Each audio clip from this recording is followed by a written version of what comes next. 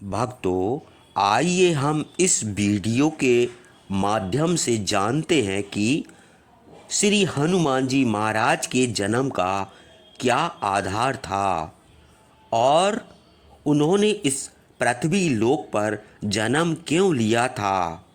कथा बड़ी रोचक है, इसे ध्यान से सुनिए। स्वयंभू ब्रह्मा जी के मानस पुत्र पुलस्त जी थे। उनकी पत्नी का नाम गो था। उससे उन्हें कुबेर नामक पुत्र प्राप्त हुआ, परंतु वह अपने माता पिता को छोड़कर ब्रह्मा जी की सेवा में लगा रहने लगा। ब्रह्मा जी ने उसे यज्ञों का स्वामी बना दिया और उसे राजधिराज की उपाधि प्रदान की। उसने राक्षसों से भरी लंका में एक सोने की लंका बनाई और उसे अपनी राजधानी बना लिया। ब्रह्मा जी ने उसे इच्छा अनुसार विचरण करने वाला एक पुष्पक नाम का विमान भी दिया। यह सब देखकर पुलस्त जी को बड़ा क्रोध आया। उन्हें लगा कि ब्रह्मा जी ने उनके पुत्र को छीन लिया है। तब अपने योग बल से अपने आप को एक दूसरे शरीर से प्रकट किया। अपने इस आधे शरीर के कारण पुलस्त जी विसर्वा नाम से विख्यात हुए। वे कुबेर पर सदैव कुपित रहते थे, उसे हर समय भारी आघात पहुंचाने का प्रयत्न करते रहते थे। जब कुबेर को इस बात का पता चला तो उसने अपने पिता को प्रसन्न करने के लिए 3 सुंदर राक्षस कन्याओं को उनकी सेवा में भेजा। वे तीनों सुंदरियां नाच गाने में अत्यंत निपुण थीं। वे तीनों अपने मादक हाव भाव से विसर्वा को रिझाने लगीं।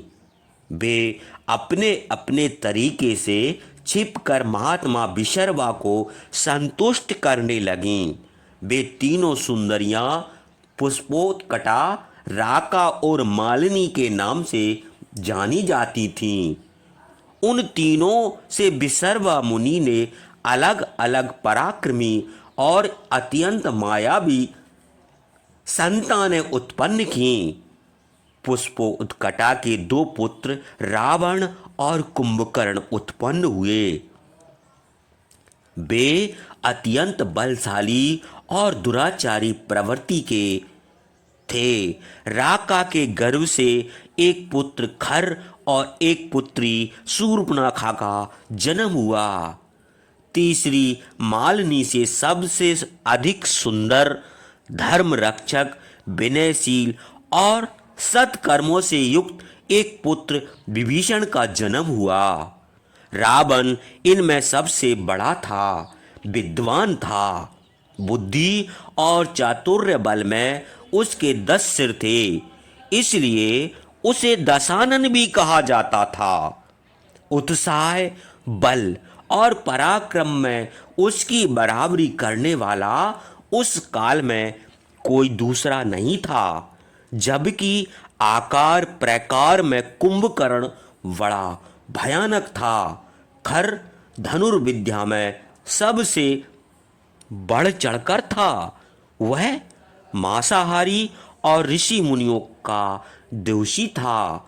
शूर्पणखा अत्यंत क्रूर थी, पर अपनी मायावी शक्ति से वह कोई भी रूप धारण कर लेती थी।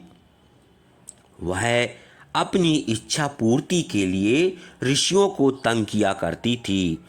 विसर्वा मुनि ने रावण के मन में उसके भाई कुबेर के प्रति बेहद ईर्ष्या का भाव भर दिया था। रावण को कुबेर का ऐश्वर्य फूटी आंखों नहीं सुहाता था। तब उसने घोर तपस्या करके ब्रह्मा जी और भगवान आशुतोष शिव को प्रसन्न किया। एक पैर पर 1000 वर्ष तक खड़े होकर उसने पहले ब्रह्मा जी को प्रसन्न किया, फिर उसने अपने मस्तकों को काट काट कर अग्नि में आहुति देकर भगवान शिव को प्रसन्न किया।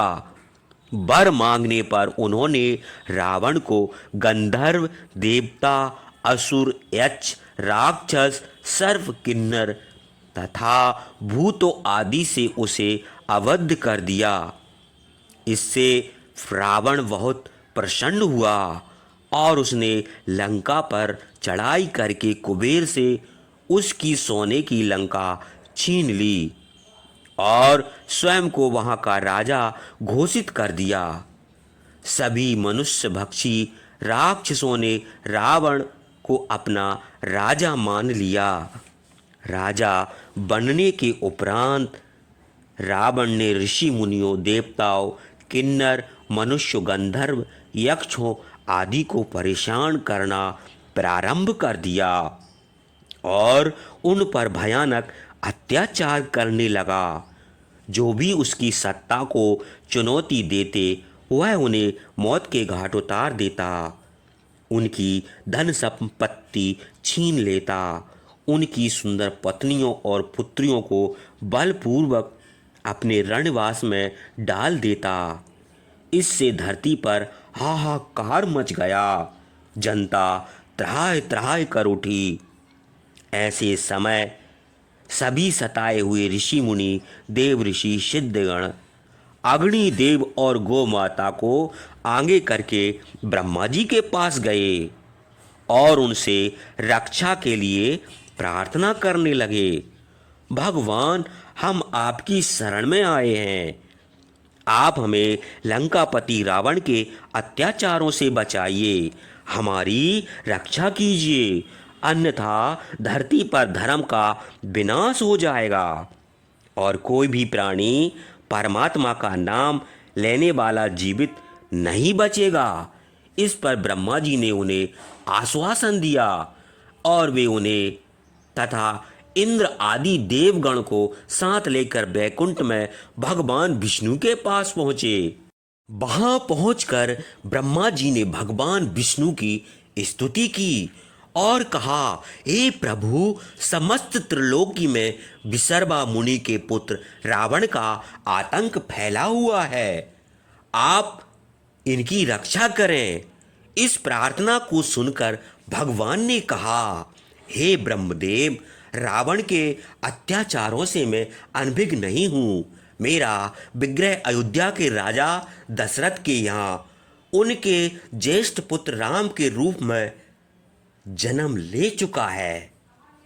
मेरी शक्ति देवी लक्ष्मी ने मिथिलापति राजा जनक के यहाँ सीता के रूप में जन्म लिया है।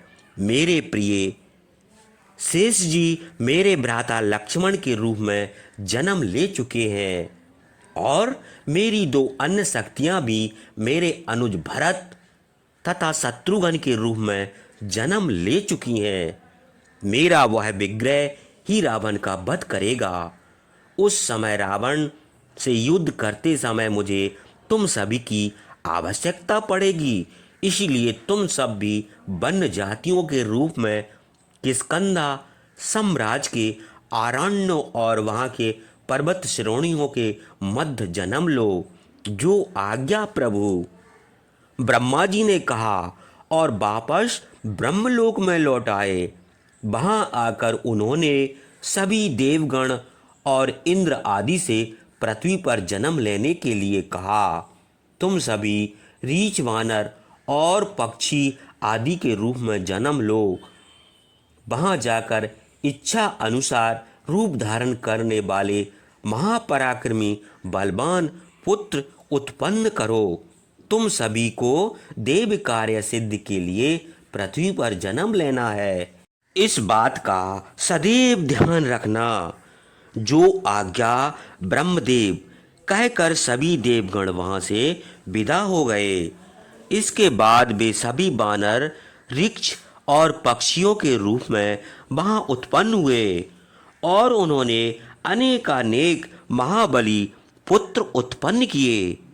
वे बड़े से बड़ी चट्टानों को अपनी मुष्टिका के प्रहार से विद्रीन कर डालते और सिंह के समान गर्जना करके शत्रु का हृदय दहला देते थे। वे अपने पैने नाखूनों और दांतों से शस्त्रों का काम कर लेते थे। सभी प्रकार के अस्त्र शस्त्रों का उन्हें पूर्ण ज्ञान था। उसी समय लंकापति रावण के अत्याचार यद्यपि जम्बूद्वीप भारत में बढ़ते जा रहे थे, पर उसका साहस किष्किंधा की इन पर्वत श्रृंखलाओं और वानरों की ओर आने का नहीं होता था। वे प्राय मध्य जम्बूद्वीप और उत्तर दिशा की ओर ही अपना उत्पात मचाते रहते थे। अधिकतर वे मध्य भारत में ही अपनी गतिविधियों का केंद्र रखते और विंध्याचल के इसी ओर पड़ने वाले आश्रमों को नष्ट भ्रष्ट करते रहते थे। वह अपनी तलवार की शक्ति से यहाँ के निवासियों को अपना सेवक बनाता था और जो उसकी बात नहीं मानता वह उसकी गर्दन उड़ा देता था। उस समय किष्किंधा साम्राज्य का अधिपति वानर जाति का एक यूथपति इंद्र कुमार बाली था।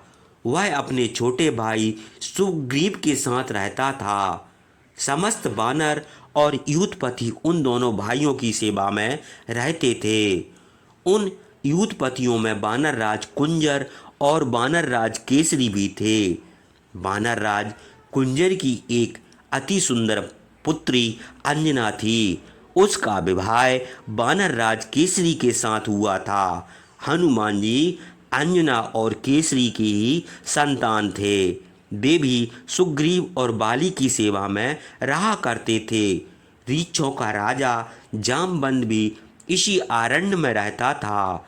उसके पास भी रीछों का एक विशाल सैन्य था। वह बाली के भाई सुग्रीव का परम मित्र था। हनुमान जी की मित्रता भी बाली से अधिक सुग्रीव के साथ थी, क्योंकि ये तीनों एक ही उम्र के थे। हनुमान जी के जन्म के विषय में पुराणों में जो कथाएं प्राप्त होती हैं उनमें मतभेद प्राप्त होता है। सभी ने अपने अपने तरीके से हनुमान जन्म की कथा को कहा है, लेकिन मुख्य रूप से उनके जन्म के विषय में दो प्रकार की मान्यताएं हैं।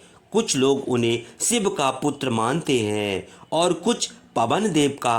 अधिकांश लोग हनुमान जी को पवन पुत्र ही कहते हैं। हनुमान जी भले ही शिव पुत्र रहे हों अथवा पवन पुत्र, परंतु इसमें दो राय नहीं है कि हनुमान जी में शिव शक्ति और वायु शक्ति दोनों का ही समावेश पूरी तरह से था। संभवतः विद्वानों ने उन्हें शिव और वायु का पुत्र कहा है और इसके विषय में अलग अलग कथाएं भी प्रस्तुत की हैं। अगले अध्याय में हनुमान जी की कथा का विस्तार से विवेचन किया जाएगा। हमारी मान्यता है कि हनुमान जी अंजना और वानर राज केसरी की ही संतान थे। उन्होंने अपनी साधना और तप से भगवान शिव और वायुदेव दोनों को प्रसन्न किया।